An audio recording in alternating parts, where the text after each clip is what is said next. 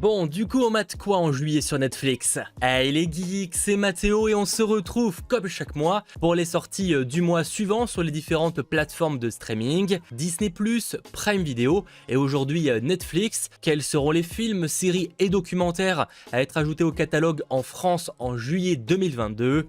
Ne perdons pas plus de temps, petit pouce vers le haut, abonnez-vous et parlons-en.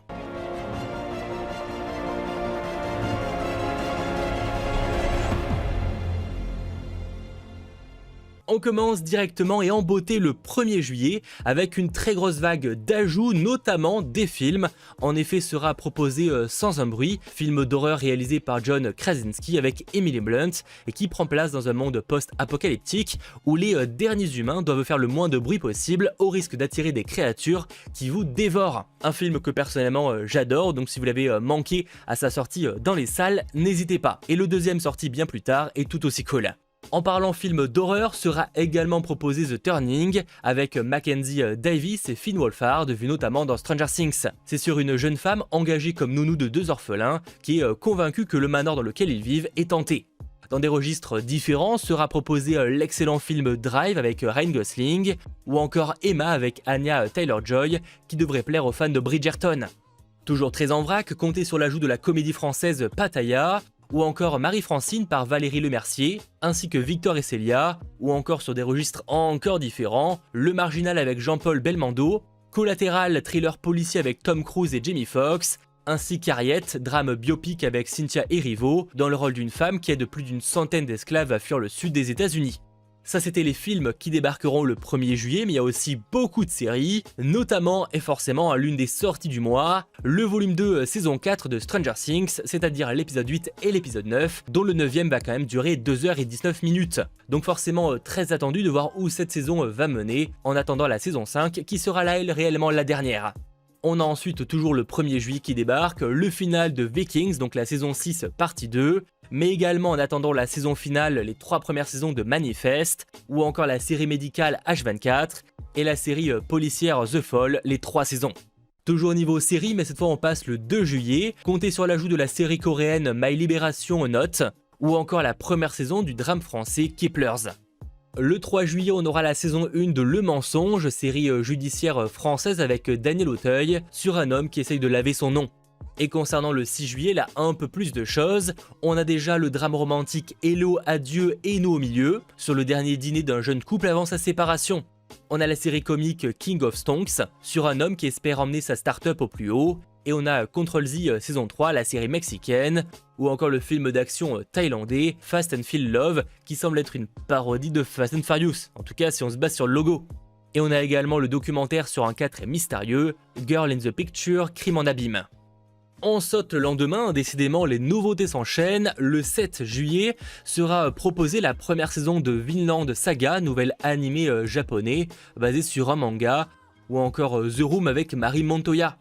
Mais là où il y a réellement des choses un petit peu à se mettre sous la dent plutôt intéressantes, c'est le 8 juillet, avec l'ajout de la comédie romantique française Les Liaisons Dangereuses, sur une ado qui va tomber sous le charme d'un bad boys, sans savoir qu'il a fait un pari la concernant avec une influenceuse. On a Boo Beach, une nouvelle série comique et fantastique, où au cours d'une nuit, une lycéenne à l'existence paisible saisit l'opportunité de changer son destin et de commencer à vivre des aventures. Mais le lendemain matin, elle va découvrir qu'elle est maintenant un fantôme. On a La nuit sera longue, série policière espagnole, où les 6 épisodes vont se passer lors d'une seule et unique nuit, où des hommes armés vont encercler un centre pénitentiaire psychiatrique pour capturer un tueur en série. On a la saison 2 de Capitani, ou encore le nouveau film d'animation Le Monstre des Mers, sur une épopée auprès de chasseurs de monstres voguant sur des mers peuplées de créatures terrifiantes. C'est là que le plus grand des chasseurs va trouver comme allié une jeune fille, et ensemble ils vont se lancer dans un voyage épique à travers des eaux inexplorées. Je ne sais réellement pas ce que ça va donner, mais pour les fans d'animation et de Netflix, c'est clairement la sortie à ne pas manquer. Bon, et pour terminer, ce 8 juillet sera proposé J-Well, drame sud-africain, le film d'horreur chinois Incantation, la télé-réalité Architecte du désir, ou encore Renvers vs Wild avec Bear Grylls, un épisode interactif. Vous devrez tout faire, ou presque, c'est vous qui choisissez, pour les faire survivre. Ça fait mine de rien déjà beaucoup de nouveautés et pourtant on arrive uniquement le 9 juillet, d'où l'intérêt évidemment, si ce n'est pas déjà fait, de lâcher le petit pouce vers le haut mais également de vous abonner à la chaîne. Et donc concernant le 9 juillet, comptez sur l'ajout des 2 films Creed avec Michael B. Jordan, mais également Sylvester Stallone en entraîneur d'une star de la boxe. Le 10 juillet, on a Isolerad, donc thriller suédois sur une voisine et une découverte plutôt troublante. Le 12, on a How to Change Your Mind, docu-série sur l'histoire de produits psychoactifs. Et le documentaire L'assassin de ma fille. Autre registre, le 13 juillet, film que j'avais beaucoup aimé à sa sortie, Yesterday, comédie romantique musicale de Danny Boyle, avec Himesh Patel, Lily James ou encore Ed Sheeran en petite apparition. C'est sur un musicien en galère qui se retrouve un jour dans un monde où les Beatles n'ont jamais existé, et il commence alors à reprendre leurs chansons et cartonne avec, ce qui a évidemment un coup sur sa conscience et son éthique. Si vous voulez un film avec la définition typique du feel good, il est clairement dans la liste.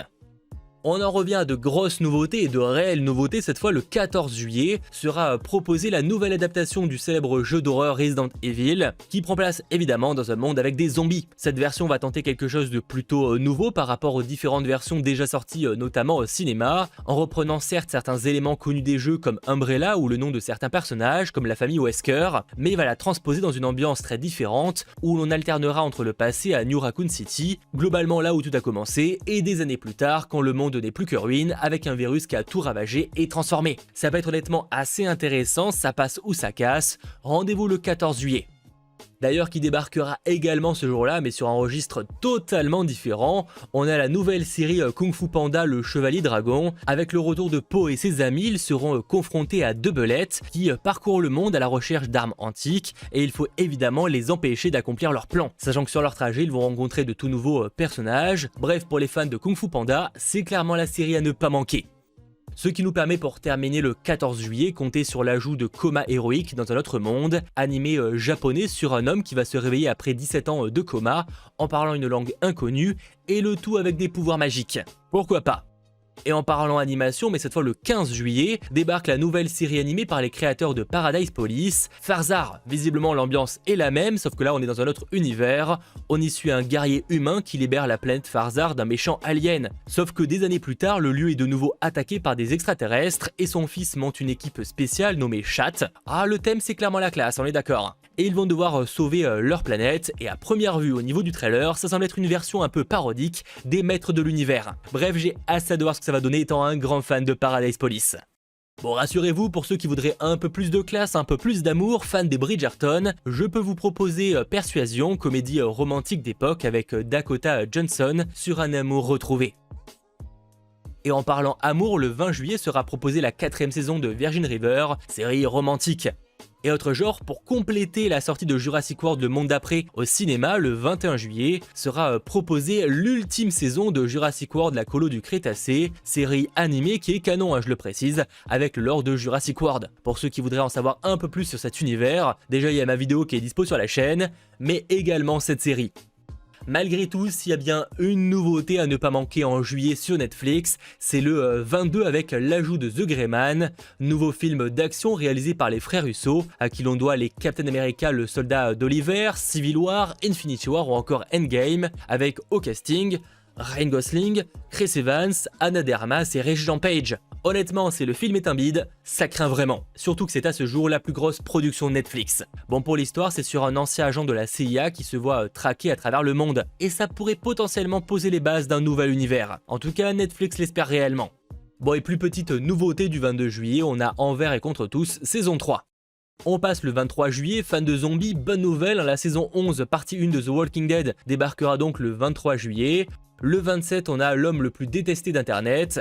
Et le 29, pour presque terminer, on a Uncoupled, nouvelle série comique avec Neil Patrick Harris, qui alors qu'il pensait sa vie parfaite, voit son mari le quitter subitement au bout de 17 ans de vie commune. Le voilà confronté à ses 2 pires cauchemars, celui de perdre son âme sœur et de se retrouver dans la peau d'un célibataire gay dans la quarantaine à New York. Mais également nos cœurs meurtris, comédies romantiques, où en dépit de leurs nombreuses différences, une chanteuse et un marine vont tomber amoureux. On a Détective Conan Zero Tea Time, et La Belle de Jérusalem saison 2. Sans oublier pour réellement terminer le 31 juillet, le film policier français Mon Frère, sur un ado qui doit survivre dans une réalité disons compliquée. Voilà plus ou moins les nouveautés et ajouts qu'il ne faudra pas manquer ce mois-ci sur Netflix. N'hésitez pas en commentaire à me dire les programmes que vous attendez avec attention. Évidemment, de mon côté, c'est Stranger Things et The Gray Man en tête, mais il y a moyen d'avoir d'autres pépites, affaire à suivre. Bref, on se retrouve très vite pour de nouvelles vidéos, le mois prochain pour les nouveautés d'août et chaque semaine pour les nouveautés de la semaine. C'était votre geek Mathéo, ciao tout le monde.